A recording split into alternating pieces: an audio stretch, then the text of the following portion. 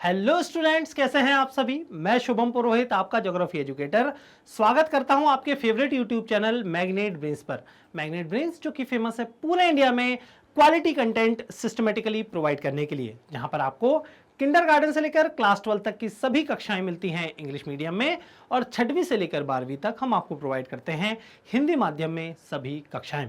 साथ ही साथ अगर आप ई नोट्स और ई बुक्स लेना चाहते हैं तो लिंक है डिस्क्रिप्शन बॉक्स में। हिंदी माध्यम में हम जिन बोर्ड्स को कवर करते हैं वो है Delhi board, Bihar board, UP board, MP board और राजस्थान बोर्ड। इन सभी बोर्ड्स में आप हमारी कक्षाएं अवेल कर सकते हैं।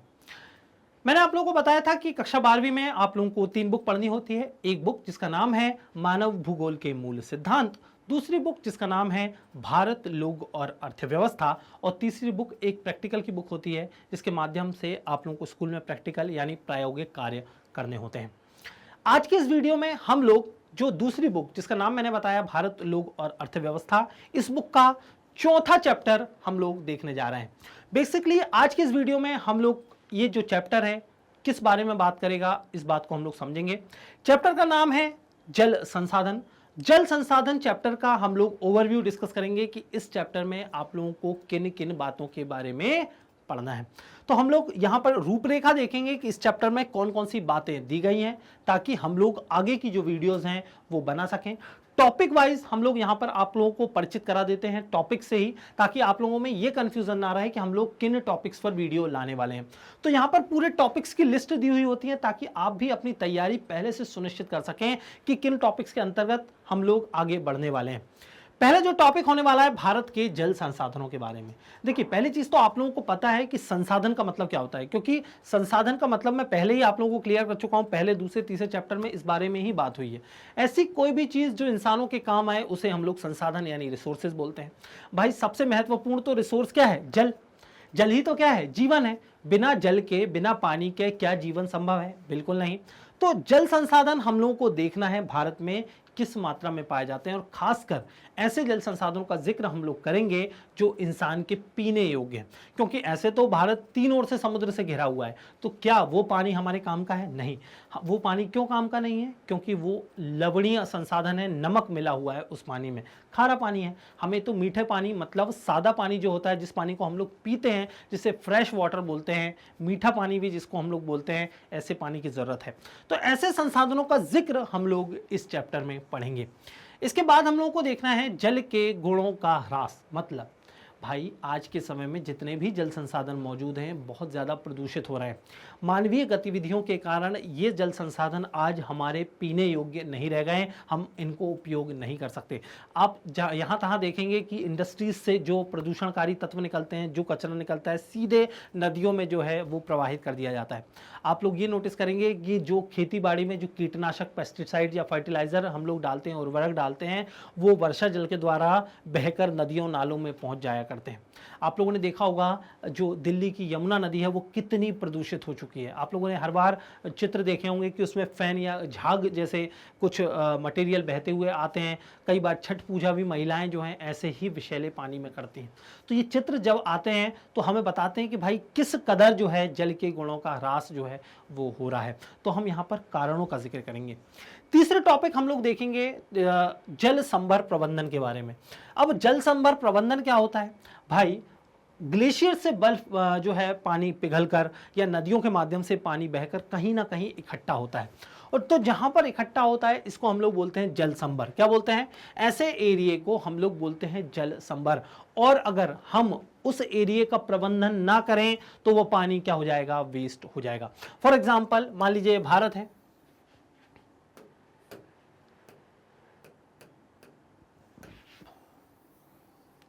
ग्लेशियर से जो है वो पानी बहा, और पानी बहकर कहीं किसी एरिया में मान लीजिए इकट्ठा हो रहा है। उस एरिया का अगर हम लोगों ने मैनेजमेंट नहीं किया, हो सकता है बारिश का पानी कहीं इकट्ठा हो रहा है, उस इकट्ठे हुए पानी का मैनेजमेंट हम लोगों ने नहीं किया। नदियों का पानी कहीं इकट्ठा हो रहा है, उसका हम लोगों ने मैनेजमेंट नहीं किया, तो वो मैनेजमेंट अगर हम लोगों ने नहीं किया तो वो हमारे लिए नुकसानदायक होता है।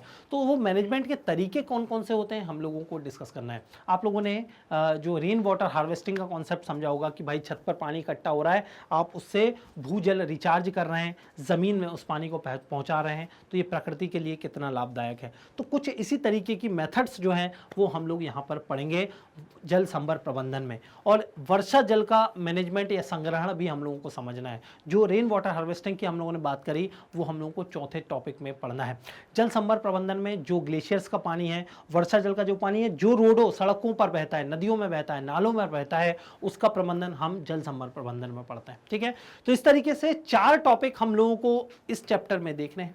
तो क्या मैग्नेट ब्रेन्स इन टॉपिक्स को पढ़ाकर आप लोगों का साथ छोड़ देता है क्या? नहीं। आप लोगों की तैयारी बहुत अच्छी हो सके, आप लोग हमसे हमेशा जुड़े रह सकें, इसलिए हम लोग लेकर आते हैं एनसीईआरटी सॉल्यूशंस। यहाँ पर आपकी टेक्स्ट बुक में जितने ऑब्जेक्टिव प्रश्न दिए गए हैं, जितने डिस्क्रिप्टिव प्रश्न यानी अति लघुत्तरी, लघुत्तरी और दीर्घोत्तरी प्रश्न दिए गए हैं, उनके मॉडल आंसर्स भी हम लोग डिस्कस करते हैं। और वीडियो का नाम होता है एनसीईआरटी सॉल्यूशंस। नेक्स्ट वीडियो हम लोग बनाते हैं मल्टीपल चॉइस क्वेश्चंस के ऊपर। जैसा कि आप लोगों को पता है कि आपकी जो एनसीईआरटी टेक्स्ट बुक है उसमें ऑब्जेक्टिव प्रश्नों की संख्या 2 रहती है, 3 रहती है, ज़्यादा से ज़्यादा 5 रहती है। क्या इतने प्रश्न कर लेने भर से आपकी बोर्ड परीक्षा में नंबर जो हैं आपके बहुत अच्छे आ जाएंगे क्या? नहीं। ऑब्जेक्टिव क्वेश्चंस की प्रैक्टिस बहुत ज़्यादा ज़रूरी है और मैग्नेट ब्रेन्स आपकी इसी सुविधा का ध्यान रखते हुए सीरीज़ लाता है जिसको हम लोग बोलते हैं मल्टीपल चॉइस क्वेश्चन सीरीज़ में इसलिए बोल रहा हूँ क्योंकि ये जो पैटर्न हम लोग यहाँ पर डिस्कस कर रहे हैं ये पैटर्न सिर्फ इस चैप्टर के लिए नहीं है। जितने भी चैप्टर्स हम लोगों ने अभी तक पढ़े हैं और आगे पढ़ेंगे, हर चैप्टर में हम लोगों ने इसी परंपरा को निभाया है, जिसमें हम चैप्टर देखने के बाद एनसीईआरटी सॉल्यूशंस डिस्कस करते हैं, एनसीईआरटी के क्वेश्चंस डिस्कस करते हैं, फिर हम देखते हैं मल्टीपल चॉइस क्वेश्चंस को। मतलब ऑब्जेक्टिव क्वेश्चंस वो 15 हो सकते हैं, 20 हो सकते हैं, 25 हो सकते हैं, 30 हो सकते हैं। ऐसे प्रश्न जो आपकी बुक में छिपे होते हैं, चैप्टर में छिपे होते हैं, हिडन क्वेश्चंस जो मैग्नेट ब्रेन्स को लगता है आपके लिए बहुत ज़्यादा इंपॉर्टेंट है परीक्षा के दृष्टिकोण से।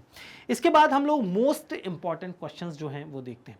मोस्ट इंपॉर्टेंट क्वेश्चंस क्या होता है भाई? एग्जाम टाइम में आप लोगों की डिमांड होती है कि सर कुछ इंपॉर्टेंट बता दीजिए, चैप्टर तो बहुत बड़ा है। तो कुछ ऐसे ऑब्जेक्टिव क्वेश्चंस जो हमें लगता है जो आप लोगों के लिए बहुत ज़्यादा इंपॉर्टेंट है, जिनकी एग्जाम में आने की संभावनाएं बहुत प्रबल हैं, ऐसे प्रश्नों का संग्रह हम लोग लाते हैं मोस्ट इंपॉर्टेंट क्वेश्चंस पे। अब मल्टीपल चॉइस क्वेश्चंस और मोस्ट इंपॉर्टेंट क्वेश्चंस, इन दोनों वीडियोस में अंतर यह होता है कि मल्टीपल चॉइस क्वेश्चंस में हम लोग सिर्फ एमसीक्यूज डिस्कस करते हैं। फिर जो मोस्ट इंपॉर्टेंट क्वेश्चन सीरीज होती है इसमें हम सिर्फ ऑब्जेक्टिव क्वेश्चंस डिस्कस नहीं करते, इसमें हम ऑब्जेक्टिव के साथ डिस्क्रिप्टिव प्रश्न जैसे कि अति लघुत्तरी, लघुत्तरी और दीर्घोत्तरीय प्रश्नों को भी हल करने की कोशिश करते हैं, इनके मॉडल आंसर्स देखते हैं और खासकर याद रहे इसमें इंपॉर्टेंट प्रश्नों का संग्रह होता है। इसके बाद लास्ट में हम लोग देखते हैं complete chapter revision.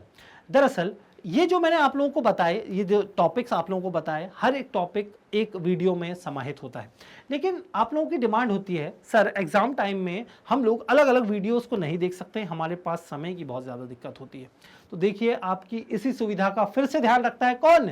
Magnet brains, जो सारी वीडियोस को कंबाइन करके एक वन शॉट वीडियो आपके लिए लाता है, जिसके माध्यम से एक ही वीडियो में, चाहे वो वीडियो थोड़ी लंबी हो, 1.5 घंटे 2 घंटे में, आपका पूरा चैप्टर बहुत अच्छे से क्या हो जाए, रिवाइज हो जाए और किसी भी दूसरी वीडियो में आप लोगों को शिफ्ट होने की आवश्यकता ना पड़े।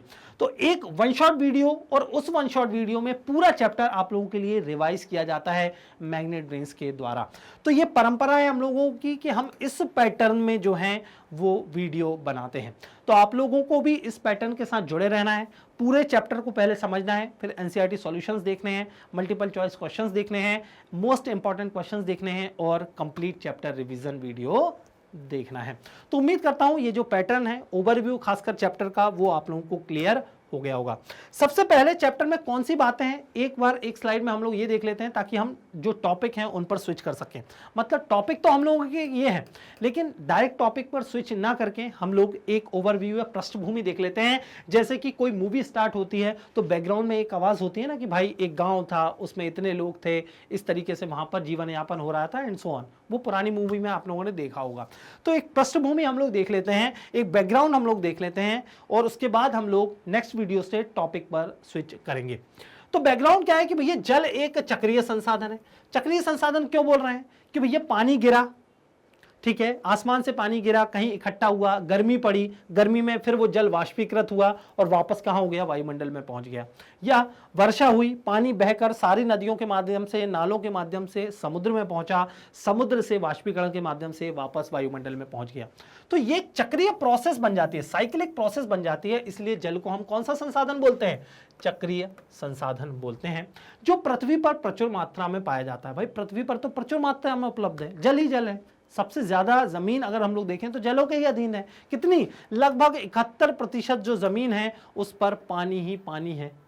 लेकिन क्या हमारे पीने योग्य है, नहीं, क्योंकि खारा पानी है, उसे हम लोग यूज नहीं कर सकते। तो पृथ्वी का लगभग 71% धरातल पानी से आच्छादित है, परंतु अलवणीय जल कुल जल का केवल 3% है। मतलब अलवणीय जल मतलब मीठा पानी। कौन सा पानी, फ्रेश वाटर की यहां पर बात हो रही है, मीठा पानी। फ्रेश वाटर को ही मीठा पानी बोलते हैं।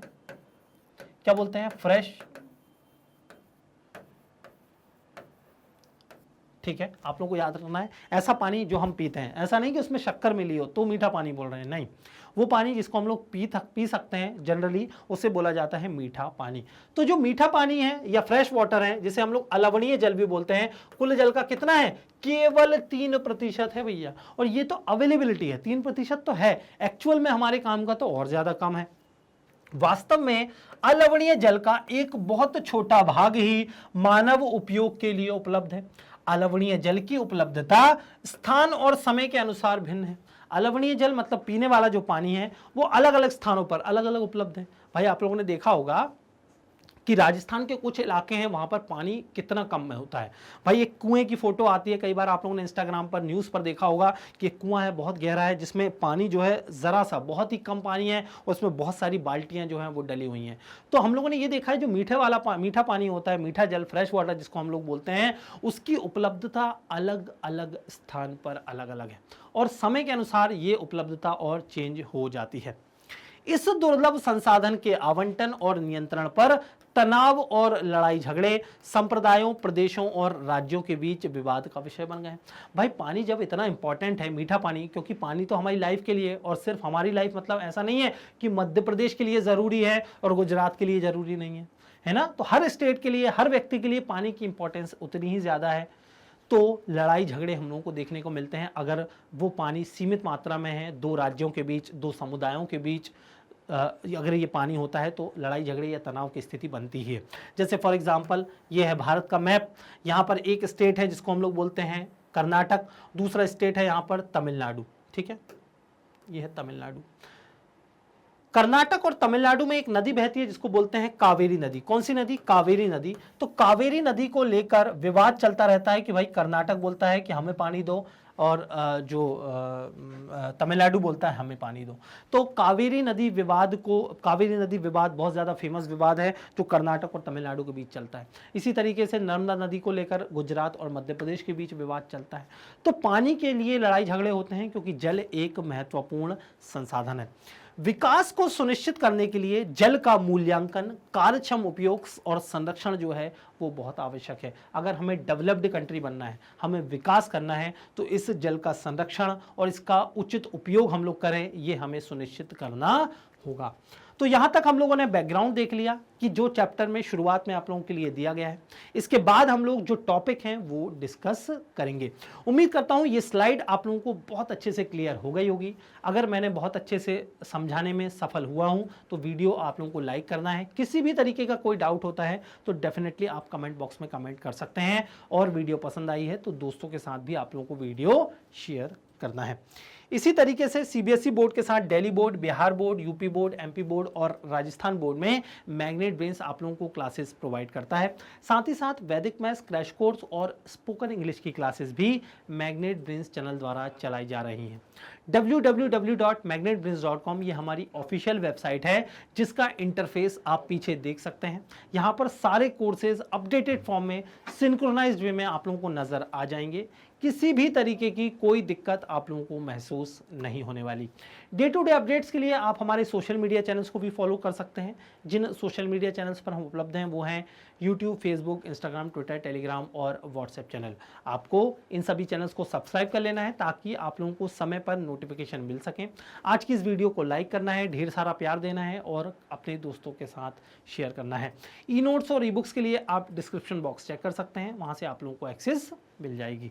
तो आज की इस वीडियो में इतना ही, मिलते हैं नेक्स्ट वीडियो में। Thank you so much.